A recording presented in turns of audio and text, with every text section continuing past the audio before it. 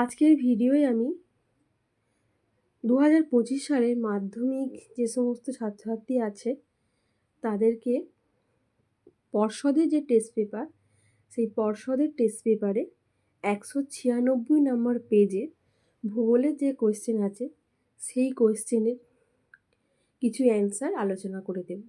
আশা করছি তোমাদের এই অ্যান্সারগুলো কাজে লাগবে। তোমরা সকলে আমার ভিডিওটা প্রথম থেকে শেষ পর্যন্ত মন দিয়ে দেখবে। আর যারা আমার চ্যানেলে নতুন তারা অবশ্যই চ্যানেলটা সাবস্ক্রাইব করে আমার পাশে থাকবে। যে প্রক্রিয়ায় অভিকর্ষের টানে উচ্চভূমি ঢাল বরাবর মাটি ও শিলাস্তর নেমে আসে তাকে বলে পুঞ্জিত ক্ষয় প্রক্রিয়া। নদীর নিক পয়েন্টের মধ্যে সৃষ্টি হয় জলপ্রপাত।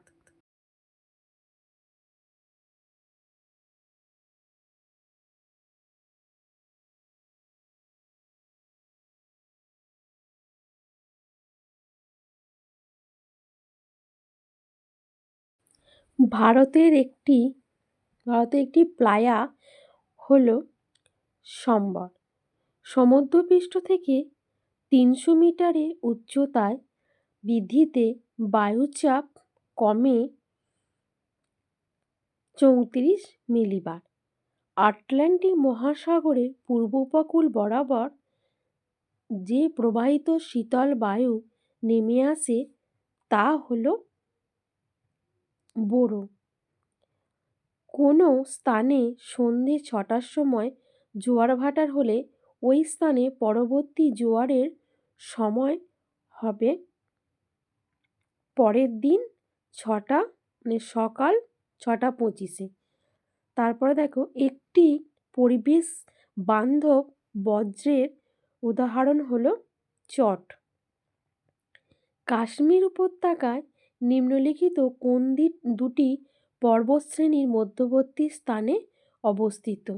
কাশ্মীর উপত্যকা যেটার মধ্যবর্তী স্থানে অবস্থিত সেটা হলো মহারাষ্ট্র। একটি পর্ণমোচী গাছের উদাহরণ হলো মেহগিনি। ভারতের পশ্চিমী ঝঞ্ঝা দেখা যায় কোন সময়? ভারতের পশ্চিমী ঝঞ্ঝা দেখা যায় শরৎকালে। ভারতের প্রধান কৃষি ব্যবস্থাটি হলো জীবিকা সত্তাভিত্তিক কৃষি। নিম্নলিখিত কোন রাজ্যে 2011 সালের সেন্সার অনুযায়ী জনসংখ্যা বৃদ্ধির হার সর্বাধিক? এটা সঠিক উত্তর হলো মেঘালয়। মানচিত্রের দূরত্ব ও ভূমিভাগের দূরত্বের অনুপাতকে কি বলা হয়? মানচিত্রের দূরত্ব ও ভূমিভাগের দূরত্বের অনুপাতকে বলা হয় স্কেল। এবার দেখো বিভাগ ঘয়ে আমাদের কোশ্চেন হচ্ছে যেটা ভুল তার পাশে শুদ্ধ অশুদ্ধ নির্ণয়, যেটা শুদ্ধ তার পাশে সু এবং যেটা অশুদ্ধ তার পাশে অ লিখতে বলেছে।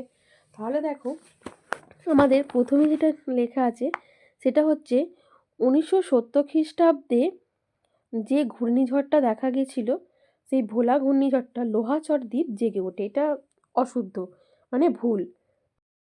মেরু অঞ্চলে হিমরেখার উচ্চতা 0 মিটার, এটা ঠিক শুদ্ধ। সৌররশ্মি তরঙ্গ দৈর্ঘ্য পরিমাপের একক হলো মাইক্রন, এটাও ভুল। দেরাদুনে ভারতের কেন্দ্রীয় অরণ্য গবেষণাগার অবস্থিত, এটা সত্যি। তারপরে দেখো তোমাদের যে কোশ্চেনটা রয়েছে সেটা হলো হোগেনএক্কাল জলপ্রপাতটি কাবেরী নদীর দ্বারা সৃষ্ট হয়েছে, এটাও তোমাদের শুদ্ধ। এবার দেখো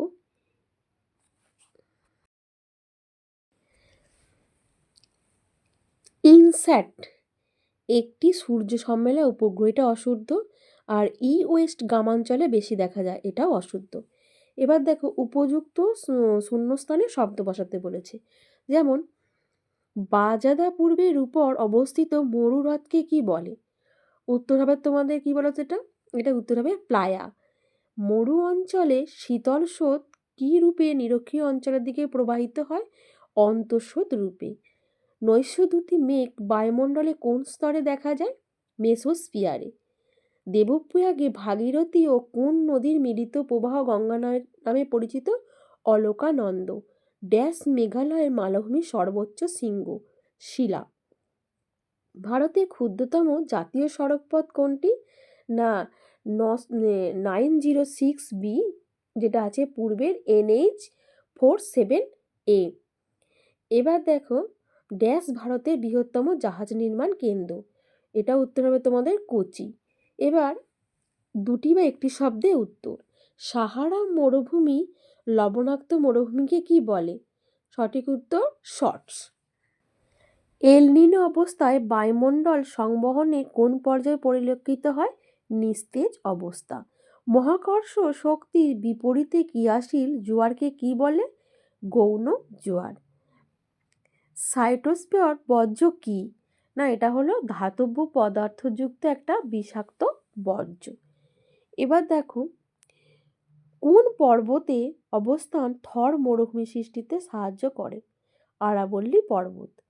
কোন কোন বায়ুর প্রভাবে তামিলনাড়ু উপকূলে বছরে দুবার বৃষ্টিপাত হয়? না দক্ষিণ পশ্চিমী মৌসুমী বায়ু এবং প্রত্যাবর্তনকারী দক্ষিণ পশ্চিম মৌসুমী বায়ু। ভারতের কোন স্থান ভূ বৈচিত্র্যসূচক মানচিত্র প্রস্তুত করে? না সার্ভে অফ ইন্ডিয়া। এবার দেখো, বাম দিক ডান দিক, বাম দিকে আছে আমাদের জায়র, তারপরে আছে কায়োরা, NO, লৌহ রপ্তানিকারক বন্দর। আর ডান দিকে আছে মর্মগাঁও, সমুদ্র স্রোত, কৃষি উপগ্রহ, জম্মু ও কাশ্মীর। তাহলে জায়রের সাথে আমার হবে কি? সমুদ্র স্রোত। কায়োরার সাথে আমার হবে জম্মু ও কাশ্মীর। আর NO, এর সাথে আমার কৃত্রিম উপগ্রহই হবে। আর লৌহ রপ্তানিকারক যে বন্দর আছে সেটা আমার হয়ে গেল মর্মগাঁও। তাহলে আজকে তোমাদের আমি MCQ টাইপের কোয়েশ্চেনগুলো অ্যান্সারগুলো আলোচনা করে দিলাম, আর এই যে ব্রড টাইপের কোয়েশ্চেন সেগুলো নেক্সট ভিডিও আলোচনা করে দেবো।